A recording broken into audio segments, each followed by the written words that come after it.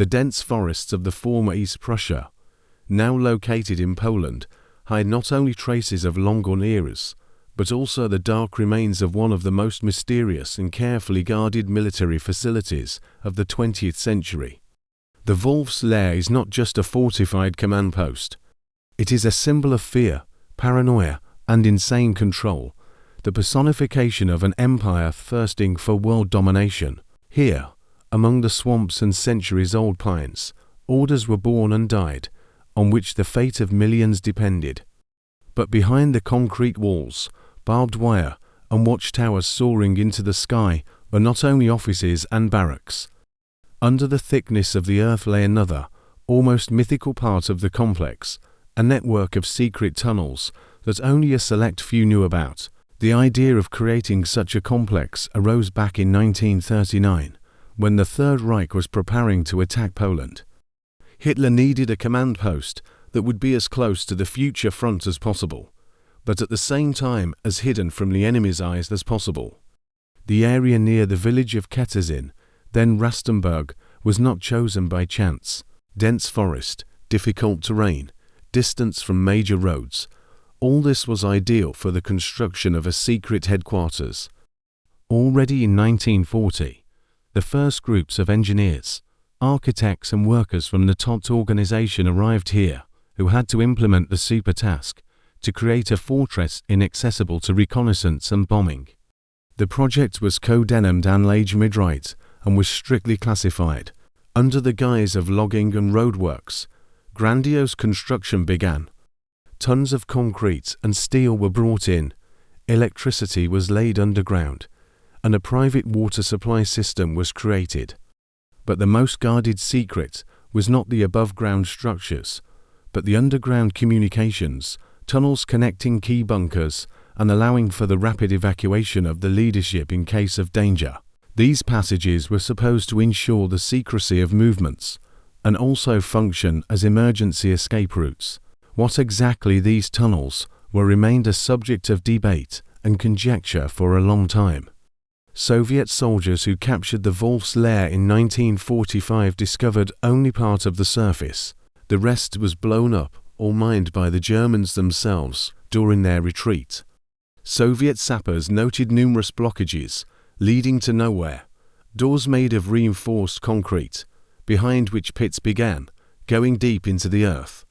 Even then, rumors began to circulate about many levels underground, where warehouses, archives, laboratories, and even prison cells could be located. The uniqueness of the Wolf's Lair location was also in the fact that the complex stretched for tens of hectares. According to official data, there were more than 80 different structures here, including bomb shelters, radio stations, barracks, warehouses and guardrooms. But not a single official map contained information about the underground part of the complex. Even in the post-war archives of the USSR and the GDR, information about the tunnels remains extremely fragmentary.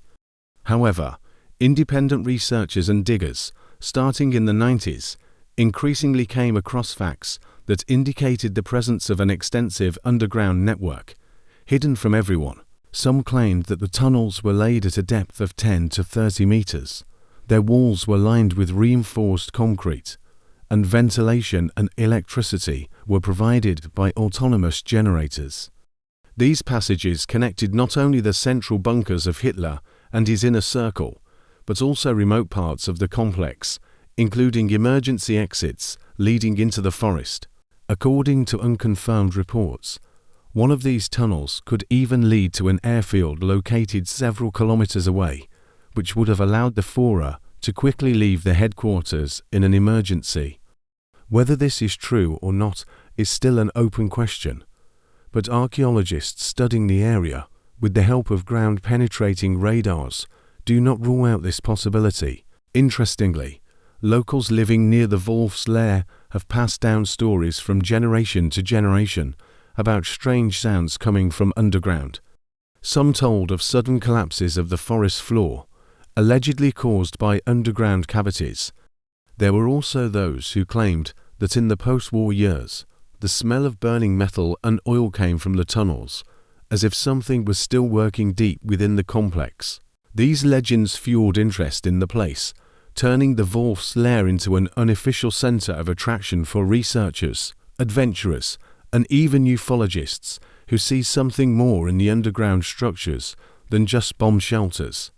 Another mystery was the almost complete absence of maps or diagrams of the underground part of the complex. There is practically no documentation on this issue in the archives of Nazi Germany. Some suggest that all the plans were destroyed on Hitler's personal orders in the last months of the war, while others believe that the papers were sent to South America along with other classified materials. Perhaps someone is still looking for lost tunnels in the jungles of Argentina using these maps, but most experts are sure that if these tunnels ever existed in full, then it was under the Wolf's Lair that their key traces remained.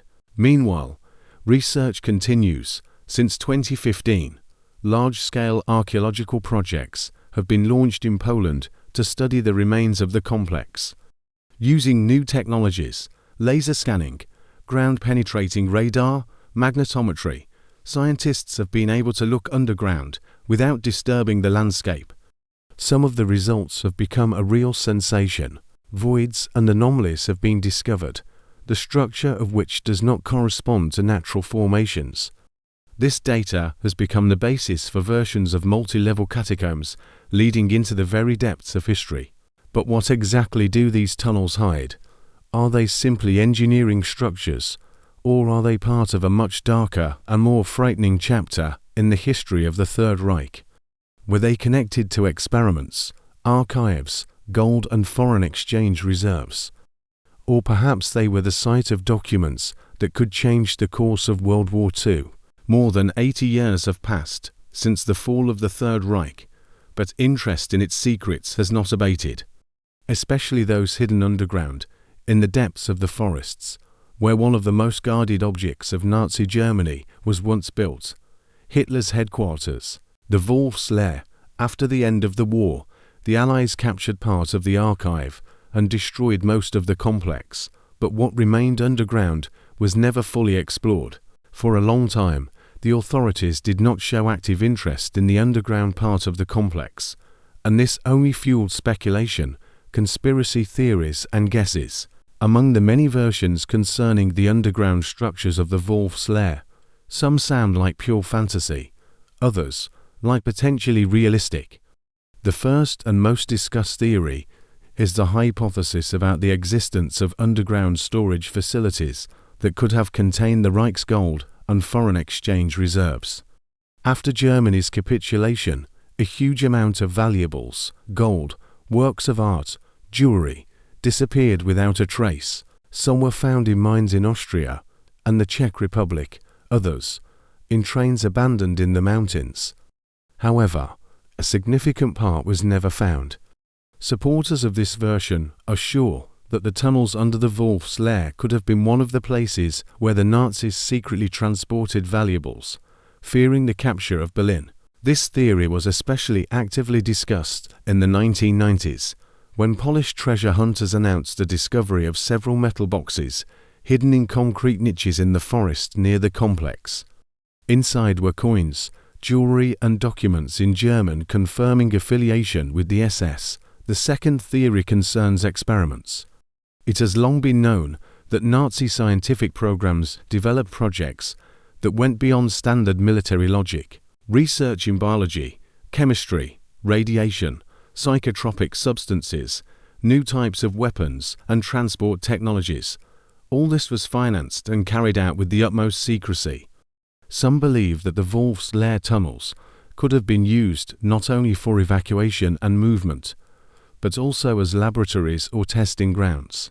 Rare finds support this version: glass ampoules with remains of unknown substances, metal cabinets with cooling systems, remains of electrical wiring and ventilation that do not meet the standards of residential or command premises. Some investigators even suggest that experiments on prisoners or tests of new chemical compounds could have been carried out in the underground galleries, but there is still no reliable confirmation of this version. A third, no less intriguing theory is the creation of alternative escape routes for Hitler and the highest ranks of the SS. The gist of this theory is that the tunnel network may have been part of a carefully planned escape route. According to several sources, many high-ranking Nazis managed to leave Europe in the final stages of the war, moving to South America. Some of them, including figures like Adolf Hitler, were found in Argentina and other countries decades later. Historians believe that such a move would have required complex logistics, including hiding places and secret routes. It is believed that the Wolf's Lair was one of the points in this chain. From there, tunnels could have started, leading to underground communications, connected to railway lines or airfields from which the evacuation took place. Although there is no official evidence for this, in 2017, a research team using ground-penetrating radar discovered a network of underground cavities leading from one of the former bunkers towards a now abandoned railway. The fourth theory concerns the SS archive. There is evidence that in the last months of the war, there was a mass evacuation and destruction of documents relating to the activities of various SS units, including information on concentration camps, mass murder and experiments. Many historians believe that some of these archives may have been hidden in carefully prepared storage facilities in hard-to-reach areas. The Wolf's Lair fits this description perfectly. Its remoteness, security, infrastructure, and the presence of underground facilities made it an excellent place to hide incriminating documents. Some fragments of papers, charred remains of folders and traces of fire in underground niches found in the area confirm the version that the destruction or concealment of data did indeed occur. The fifth version, the most controversial but always discussed, concerns the so-called Nazi occultism. This theory claims that not only military and scientific experiments were carried out in the depths of the complex, but also ritual practices associated with mysticism, esotericism, and ancient teachings. It is known that some high-ranking Nazis, including Himmler, showed interest in ancient Germanic cultures, runic symbols, legends about Thule and Hyperborea. According to this version, the Wolf's Lair served not only as a headquarters, but also as a place for special practices aimed at strengthening the spiritual strength of the Reich. Some researchers claim that the tunnels could lead to underground halls, where secret meetings, rituals, and even contacts with forces were held, which, in their opinion, could give Germany an advantage in the war. Of course, academic science does not take such theories seriously, but interest in them remains high, especially among alternative historians. All these versions, despite varying degrees of reliability, point to one thing: the underground part of the Wolf's Lair remains poorly studied, which means it can potentially hide at least historical artifacts, and possibly something much more significant. It is also important to understand that most of the evidence is indirect. These are fragments of destroyed walls, testimonies of local residents, oral traditions, rare finds, and images from ground-penetrating radars. This is not enough for final conclusions, but it is enough for more and more researchers to go into this dense forest with metal detectors, ground-penetrating radars, shovels, and the hope of finding answers. With the beginning of the 21st century, interest in the Wolf's Lair has acquired a new scale. If previously the site remained mainly a monument to World War II and a tourist attraction, now it has become the subject of systematic research, both archaeological and technical.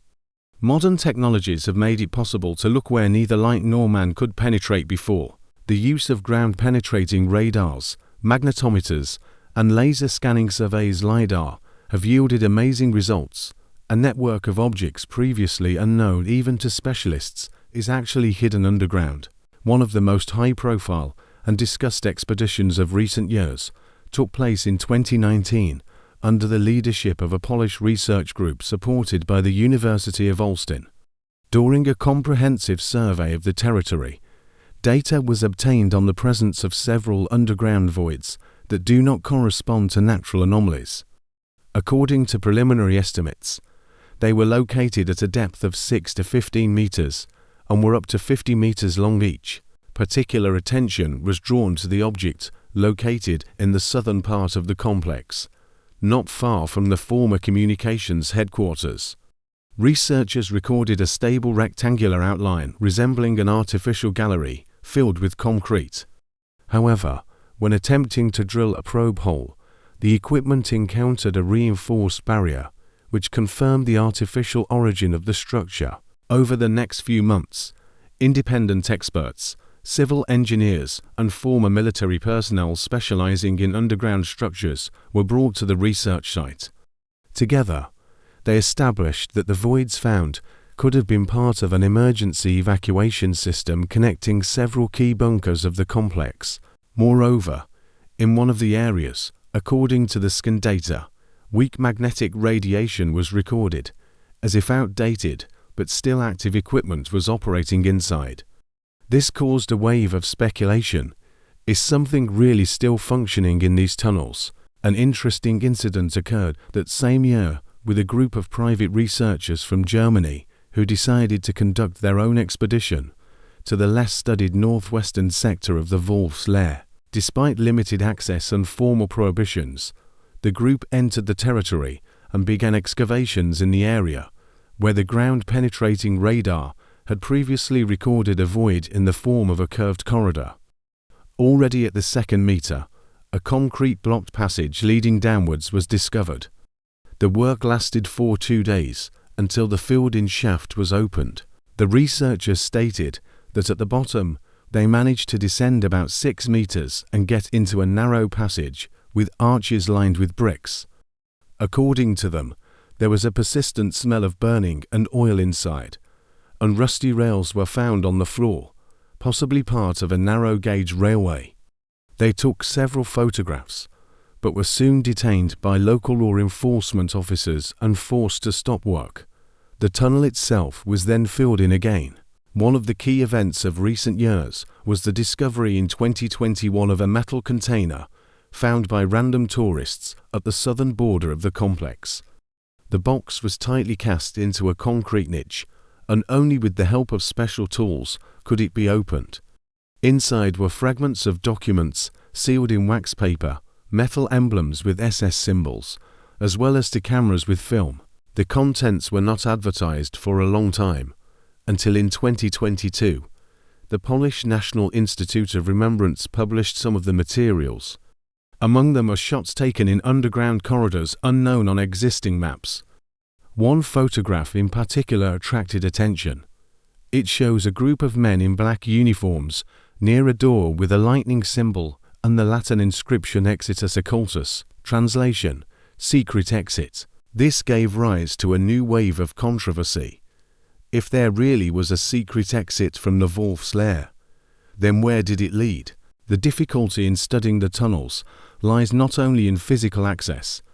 The area is dangerous because of mines, unstable rubble and collapsed ceilings. Some researchers believe that the remains of the tunnel system may be partially underwater. The groundwater level has changed significantly over the past 80 years, and some of the passages are flooded. This version is supported by research divers who have examined the adjacent swamps and found metal structures and reinforcement underwater.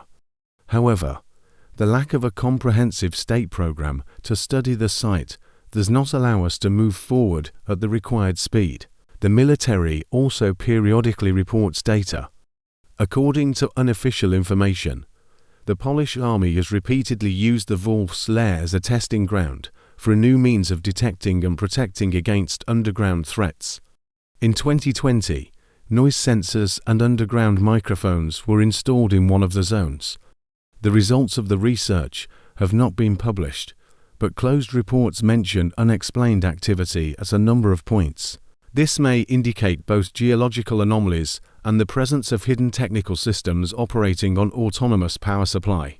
It is noteworthy that with the growing interest in the topic, there have also appeared those who are trying to use it for commercial purposes. Private travel agencies offer searches for Nazi gold, excursions through the death tunnels, and night descents into the forest with metal detectors. Some of these events end tragically.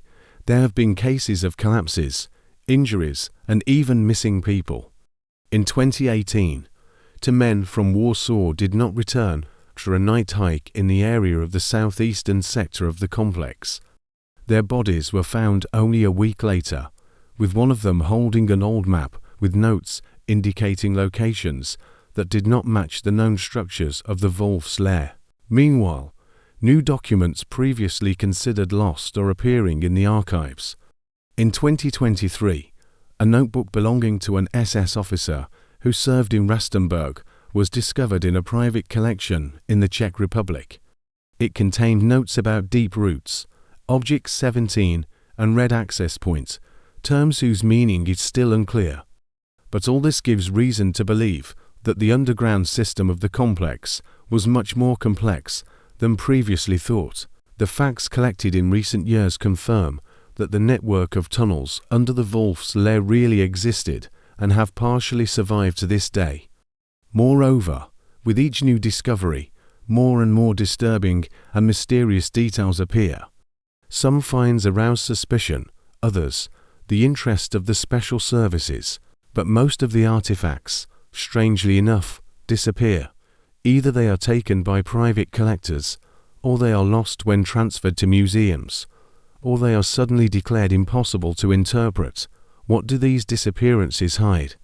Why, after so many years, is access to certain parts of the complex still restricted? Who is afraid of what might be found in these tunnels? At first glance, it may seem that the Wolf's Lair is just a historical monument, an object of tourist pilgrimage and academic interest.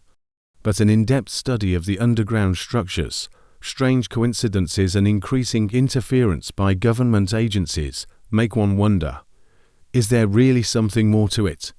Why do closed surveillance continue around Hitler's former headquarters? Who and why controls the research activity in this area? The first thing that catches the eye is the appearance of representatives of foreign intelligence agencies on the territory of Poland, and not within the framework of open international projects, but under the guise of employees of various non-governmental organizations and research institutes. According to reports in the Polish press and statements by former intelligence officers, since the 2000s, individuals have been repeatedly recorded in the Ketezin area, later identified as employees of the intelligence services of Great Britain, Germany, and the United States. According to experts, the most active activity is that of the CIA. It is known that in 2004, one of the American researchers was deported from Poland after he was detained while attempting to conduct private excavations in the southern part of the complex without permission. Satellite maps, documentation in German, and soil scanning equipment were found on him. The nature of the activity that accompanies each significant discovery also speaks in favor of this version. Thus, in 2019, after the discovery of a film with an image of underground tunnels, which was discussed in the previous part, a delegation from the United States arrived in Poland, allegedly to exchange experience in the field of museum restoration. However, witnesses claim that embassy employees held meetings with local officials behind closed doors, after which access to a number of archival materials related to the Wolf's Lair was suspended. A month later, the Polish Institute of National Remembrance refused to publish the second part of the materials, citing a threat to national security. This caused a wave of indignation among researchers, and independent journalists began an investigation, during which it was discovered that the materials from the film could contain information about advanced technologies developed by the Nazis and their post-war use. The version that the underground laboratories of the Wolf's Lair could have been used for developments that would become the basis for future scientific breakthroughs is actively discussed in closed circles. Some experts suggest that we are talking about early prototypes of missiles, control elements, radio electronics, as well as substances potentially suitable for creating new types of weapons. In this context, the interest of intelligence agencies becomes logical. If some of these developments remained hidden, their discovery could affect the current balance of power. Russia is especially interested. According to Polish sources, In 2016 and 2020, attempts were recorded to penetrate the territory of the complex by persons subsequently identified as employees of diplomatic missions. According to the official version, they got lost during an excursion, but after the incident the area was temporarily closed to visitors and the perimeter was reinforced with additional surveillance. Polish intelligence services confirm attempts to illegally scan the area using Russian-made drones. The purpose of such actions, experts believe, may not so much be to search for artifacts, but to control what others can find. At the same time, there has been a surge in activity from Germany. In 2021, information leaked to the media about a closed meeting of representatives of the German Ministry of Defense and the Institute of Military History, at which the issue of possible cooperation with Polish archaeologists was discussed. Presumably, the discussion was about coordinating efforts to study the legacy of the Third Reich in order to prevent distortions of history. However, critics are sure that the real goal is to establish control over what data about the Wolf's Lair can be made public and what will remain classified. Germany still bears historical responsibility for the crimes of Nazism, and any discovery that could shed light on new facts, especially if it concerns collaboration with occult structures, human experiments or secret negotiations with Western powers at the end of the war, could cause an international scandal. Private organizations, including those with a dubious reputation, are also joining the interest in the Wolf's Lair. Among them are foundations officially engaged in historical heritage, but suspected of having ties to military corporations and intelligence agencies. In 2022, Polish police suspended the activities of a German expedition sponsored by a private company registered in Liechtenstein. At first glance, it was an ordinary research group, but it later turned out that its participants used equipment capable of recording radiation and electromagnetic anomalies deep in the earth. Suspicions were also raised by the fact that before heading to the Wolf's Lair, the group met several times with representatives of an American company associated with Pentagon contracts. Local authorities are reacting to such activity increasingly strictly.